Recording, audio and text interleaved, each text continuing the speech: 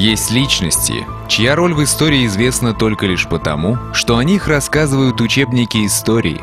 Для большинства людей они являются персонажами, лишенными внутреннего содержания и смысла.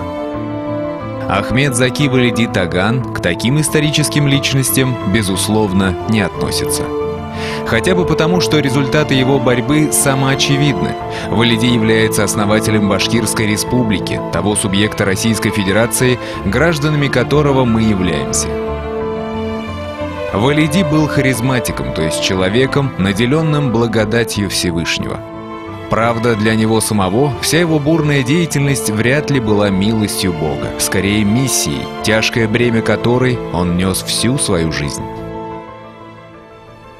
Ахмед Заки Валиди Таган родился 10 декабря 1890 года в ауле Кузян Ильчик-Темировской волости Стерлитамакского уезда Уфимской губернии. Получив мусульманское образование в ряде медресе, Ахмед Заки Валиди начинает активно заниматься научной деятельностью. Его учителями и коллегами становятся знаменитые востоковеды Бартольд, Крачковский, Самойлович, Катанов и другие. В 1915 году уфимские мусульмане, учитывая образованность и хорошее знание русского языка, выбирают Валиди в качестве своего представителя в мусульманскую фракцию 4-й Государственной Думы Российской империи. Так, исподволь он включается в политическую деятельность, которая полностью захватит его на несколько самых трагических и в то же время судьбоносных лет в жизни башкирского и других народов тогдашней России. Произошла русская революция. Бывший думец Валидов становится лидером башкирского движения за автономию Башкортостана в составе Демократической Федеративной России. Однако Октябрьский переворот, совершенный большевиками, привел страну к гражданской войне.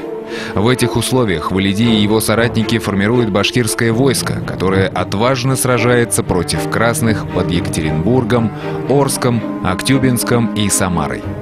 Однако альянс с Белым движением был разорван, когда адмирал Колчак объявил все областные правительства, в том числе и башкирское, упраздненными. Тогда было решено искать союза с красными. В башкирском лидере, непримиримом враге большевизма, в тот момент боролись два противоположных чувства. Душа противилась сближению с Лениным и его партией, а разум говорил в пользу этого. Победил разум, победил Валидов-политик. Следствием союза с большевиками стало признание де-юре Башкирской республики, существовавшей де-факто начиная с конца 1917 года. Это событие имело грандиозные последствия для процесса федерализации всей России. Не случайно Валиди считается не только отцом-основателем Башкирской республики, но и одним из основоположников российского федерализма. Именно по образу и подобию советской Башкирии стали впоследствии декретироваться и другие автономии. Валиди прекрасно понимал, что дружба с большевиками всего лишь тактический ход. Однако что не сделаешь ради достижения автономии. В марте 1919 года он уже в Москве. Встречается с Троцким, на короткой ноге с комиссаром по делам национальностей Сталиным, катается с ним на мотоцикле по Москве, а после бесед с Лениным заключает: Ленин и его соратники считают соглашение с нами явлением временным. В будущем нас, как узбекских мул и финских капиталистов, они отбросят в сторону, а власть передадут в руки членов коммунистической партии, которых выпестуют со временем.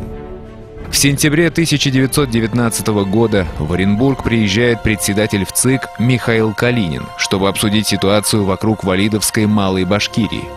Один из оренбургских товарищей сокрушается: у киргиз, то есть казахов, нет лица, вокруг которого происходило бы национальное объединение. У башкир есть пророк – Валидов. Да, именно пророк. Подобно библейским патриархам, он не побоялся повести свой народ по неизведанному пути освобождения. И его поступок многим казался неслыханной дерзостью. Он повел свой народ по шаткому мостику через линию разлома между эпохами 400-летней российской монархии и новой республиканской России. Он не побоялся взять на себя ответственность за последствия, ибо верил в свой народ, а народ верил ему. Летом 1920 года Валиди покидает Башкортостан, понимая, что его миссия, отца-основателя республики, закончена. Пророк опять в состоянии мятежа, занимается организацией повстанческого движения против Советов в Средней Азии, создает Национальный совет Туркестана, во главе которого сам и встает. Борьба басмачей с большевиками длится 3 года, но силы слишком неравны. В 1923 году Ахмед Заки Валиди эмигрирует сначала в Европу, затем в Турцию. Там он становится выдающимся ученым-востоковедом. Покидая пределы родной страны, он пишет прощальное письмо башкирскому народу, в котором есть такие слова: «Если бы с 1917 по 1922 годы мы не воспользовались возможностью подняться на борьбу и остались бы без движения, то нам трудно было бы воспользоваться такой возможностью в будущем.